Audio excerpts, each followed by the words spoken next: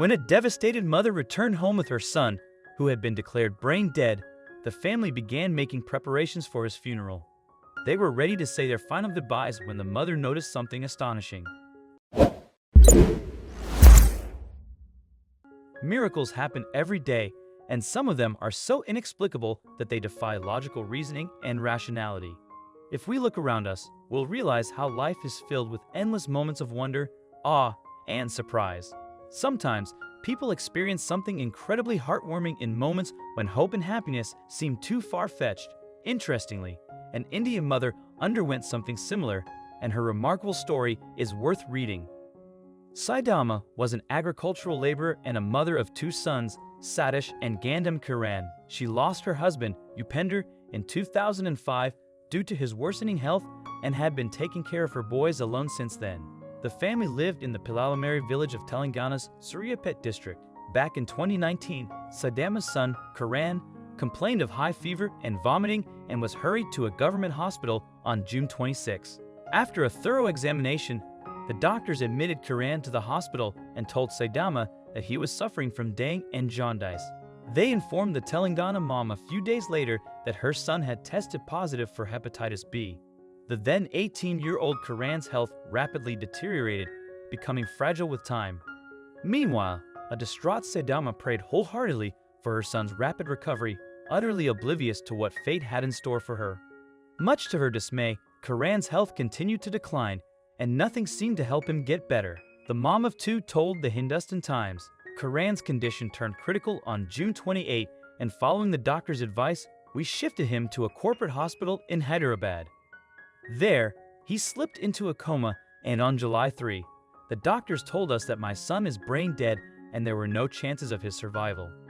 On July 3, the doctors informed Saidama that her young son was brain dead and she should let him go peacefully. Despite the doctor's suggestion, the devastated mom refused to take Kiran off life support and brought him home. She recalled, "I wanted my son to breathe his last at our place in the village, so we brought him home along with the life support system late in the evening." When Saidama returned home with her teenage son in a vegetative state, her relatives began preparing for the funeral. The family put up a banner to pay tribute to Kiran, set up a tent, and arranged firewood and other materials for his farewell ceremony. Saidama recollected, "All the friends and relatives gathered at my house to pay condolences all through the night, but late at night, on July 3, something unusual happened. As the grief-stricken mom stood beside her supposedly dead son wrapped in his cremation cloth, she noticed something astonishing.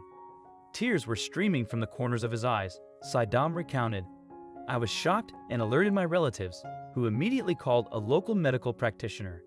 He told us that my son's pulse was still beating and appreciated us for not removing the ventilator." The local registered medical practitioner, G. Rajababu Reddy, remembered the shocking incident in these words, "Kiran had a very faint pulse. I immediately contacted his doctor in Hyderabad and informed him about the situation. He advised me to give 4 injections to the patient." The villagers took Kiran to the Suryapet hospital again, where doctors treated him in consultation with medical experts from Hyderabad. The delightful mother expressed that her son started talking within 3 days of his remarkable recovery. The doctors also advised Saidama to continue Kiran's treatment until he fully recovered. Whether you call it a miracle or the power of a mother's love, this heartwarming incident proves that sometimes even the impossible becomes possible most unusually. In 2020, a similar scenario occurred in the Kapitet Hospital in Kericho County of Kenya, where Peter Kigan was taken after being announced dead. The man collapsed at his home, and his family brought him to the hospital. He was later transferred to the morgue. When the workers laid him on the funeral pyre, he suddenly regained consciousness while crying in pain.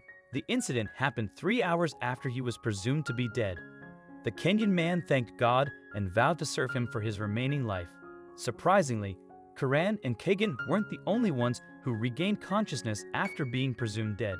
A senior citizen from Winnipeg, Manitoba, Canada, was declared dead by the Canada Revenue Agency twice within 10 months. Beyond shocking was that the elderly lady, Mary Gibault, was alive and well and living in a personal care facility. Her son, Dave Gibault, was baffled when he received a letter from CRA twice addressed to the estate of the late Mary Gibault. He told CBC News, "I see her every day. I take care of her, so my fear wasn't that she had died. The first thing I thought of was I have an uphill battle in front of me. Dave shared that it took him several weeks and countless hours of phone calls, along with lost income, to have his mom reclassified as alive.